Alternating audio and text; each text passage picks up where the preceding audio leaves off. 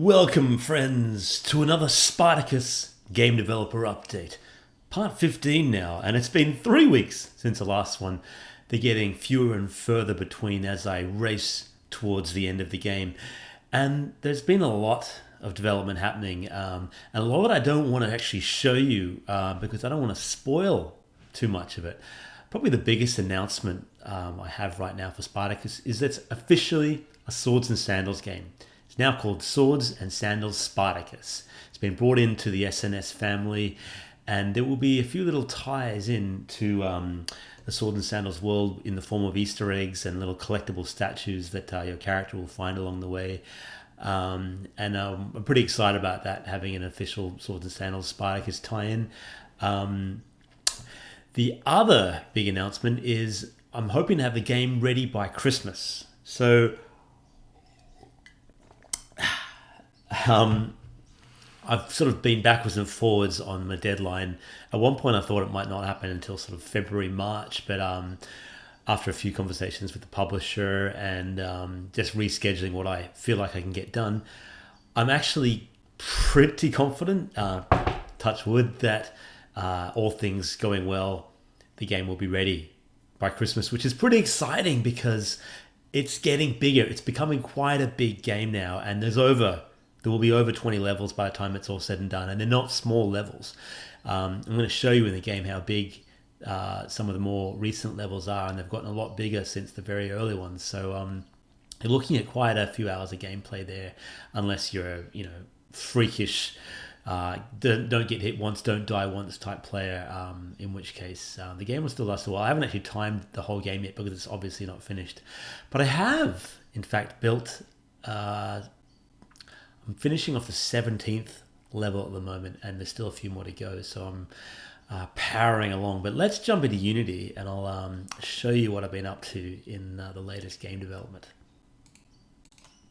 Alright, as always, from this point on, there's going to be spoilers about the game, and if you're interested in being surprised by the final product and you don't want to be disappointed, have anything spoiled for you, turn off the video now and give it a big like. Appreciate it. But if you want to know more about the game, as obviously you do because you've clicked on the developer update, let's keep going. Where I last left you, we were in the descent into Thurium mines, which was the elevator shaft going down. And when you get to the bottom, you actually enter the mines proper, and that's using this cool new mines tile set, as you can see here, which has cool sort of stalactites and different sort of beams and so on. This is a new enemy. This is a centurion who's a lot tougher than the average legionnaire, and they have a long sword. There's a poor little prisoner in the background, part of the decorations.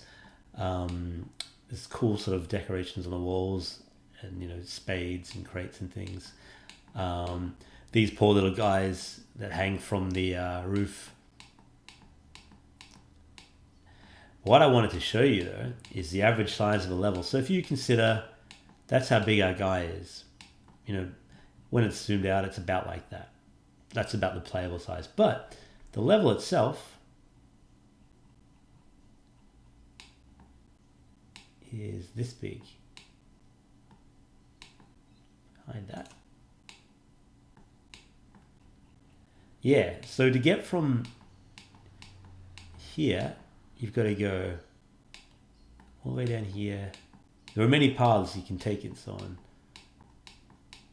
Climbing down.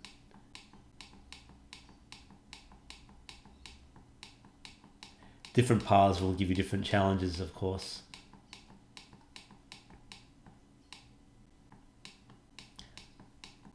You can see how long it takes to build these levels. There's the end there. Each level it's taken me about a week or so to make each level, and then I haven't finished with them. I actually want to go back and reiterate through them and just tighten them up at the end. But for now, I'm just getting in all the content. What you can see here is a cool new thing called a Clam Trap, and how that works. It's a squisher, and you have to sort of time it, otherwise you get squished yourself. If I show you the animation of it, that's the squishing part, which is pretty cool. Squish. But the actual action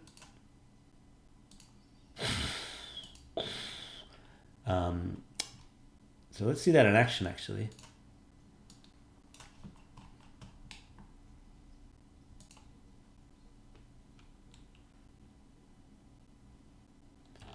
There's our Centurion enemy. Rah! We'll run away from him. Climb over ropes, as I said. Oh, and yeah, new fire traps as well, which do some big damage. But we're going to skip them. Look down here. Hello? Oh, it's bugged out on me. Why isn't it working? Kill that guy. Try it again. I'm still working on some weird issues with traps not turning on and off when they're supposed to, but it might work this time. Have a look. Yeah, there you go. That's weird. It only worked once. It's supposed to sort of... Anyway, I'll show you another version of it. But there's all sorts of nasty spike traps and, you know, cool things in the mines. I really like the atmosphere of this tile set.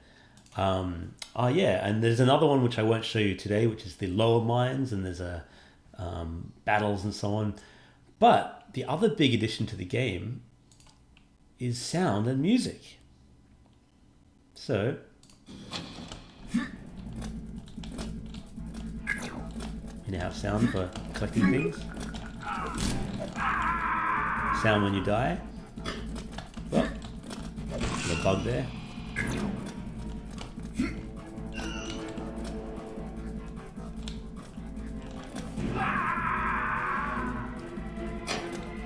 For some reason he still appears dead. This little bug, and then I can jump. There we go. And come back to life. But it's pretty kind of gripping. There he goes, squished. It's tough. These levels are tough. Anyway, yeah, the sound and music is in the game now, and it really adds a lot to the game, I think. Each level has its own music soundtrack. Some of them are repeated, but they're all pretty exciting. Let's skip forward a few levels. I'm not going to show you the boss battle or the Legion battle, but the Mines Escape is something pretty cool. This is a mine cart, and how it works, we'll show you in action first. This is when you're escaping from the mines after beating the boss. So, duck there if you want.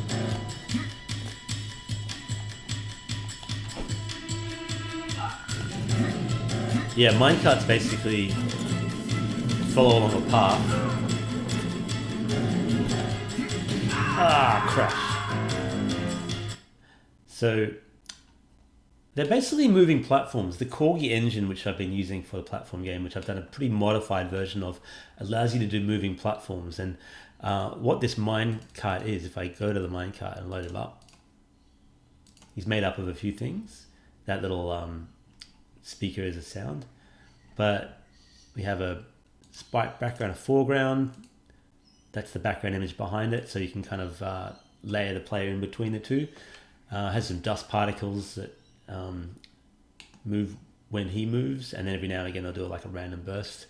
But it actually has a moving platform on it, and that's a script that I can kind of edit to say you go here. So if I background image is obviously of the mine railway track as well, but if I wanted just to go up there, I could.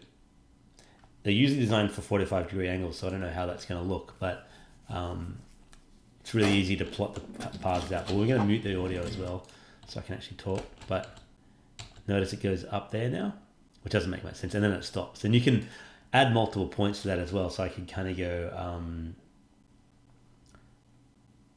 it has 4 elements, and then it'll create dirt. So if we run that,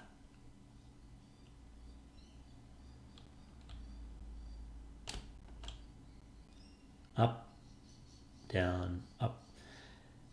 And I've created a little script, a little bit of code that basically knows what your angle of movement is.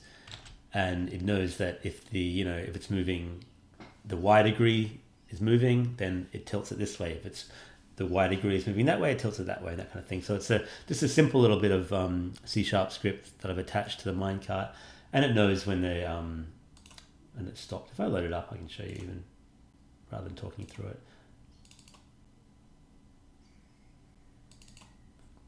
So probably hard to see here, but it's moving if current speed is not 0. Yeah, so if the X speed is greater than 0.1 and the Y speed is greater than 0.1, then the angle is 45 degrees. If the X speed is greater than 0.1, but the Y speed is like that, it's less than 45 degrees.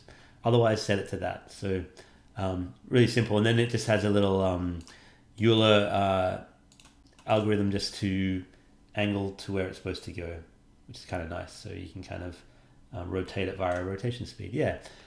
So that's a cool little addition, I think, to the world. And this mines level is pretty big as well. Lots of minecarts for you to explore, and little secrets and things like this little hidden weapons cache there.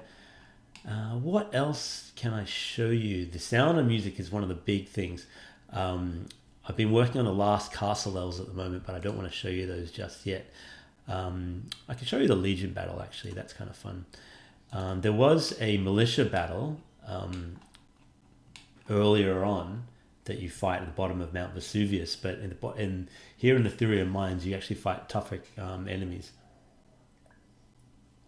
So these portals you've seen before in an earlier video, but they basically spawn enemies. Click on a portal. Props. Where are they? I usually actually... I haven't grouped them properly. That's pretty bad. Where are they supposed to be? They're not in the collectibles? Portals, there we go. They're not in the tile group. Okay. So if you click on a portal, you can see that it has some cool special effects. Lighting sprite to light it up. But it has this script on it, which just tells me... Actually, it's not on the portal. It's different. It's on the portal spawner, which is an invisible game object. Here, it's probably hard for you to see, but I can actually tell the portal which enemies I want to spawn and how long in between spawning. The mine elevator descent has portals above the mine elevator, so it actually they drop from the sky. You just don't see them. But if you see this level in action, you'll know what I'm talking about. It'll fire up a brute enemy, then an archer, then a boulder guy, then a brute again. These are cool little interlude levels. See, there's a brute, and you basically have to go around and fight them. It's a little bit like Towerfall. I've basically made a super simple version of Towerfall without a lot of the power-ups. And there's power-ups. There are some like healing potions and things up here you can get. Get a weapon from up here. Spear, so I can chuck a spear at these guys. Bookshelf. Whoa. Wow. Dead. So you got to basically defeat all 15 enemies of this. They drop items for you. Ah, there's one other major thing that I haven't mentioned. Die. Anyway, that goes on until you defeat them all. One other major part of the game, which I'm not sure I mentioned in the last video, but when you finish a level now, and you see the end level screen, you've probably seen this before, you get all your level bonuses and so on, but you can now power up. So you can increase your sword power, your shield strength, your maximum health, how many wall jumps you can do. There's only one at the beginning, and the maximum amount of ammo you can carry.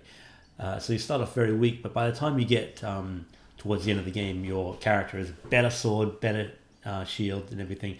Visually it doesn't change, but statistically you'll notice you're able to sort of do more damage to enemies and survive longer. I'm getting another stat here, which will be extra life, which will only appear in the version of the game, the difficulty mode that doesn't have unlimited lives, which is the classic version. Anyway, that's pretty much it for today. I don't want to spoil too much more. We're hopefully on track for December. I'm confident I've got a lot of bug fixing, as you can see. In every video there's always some bugs.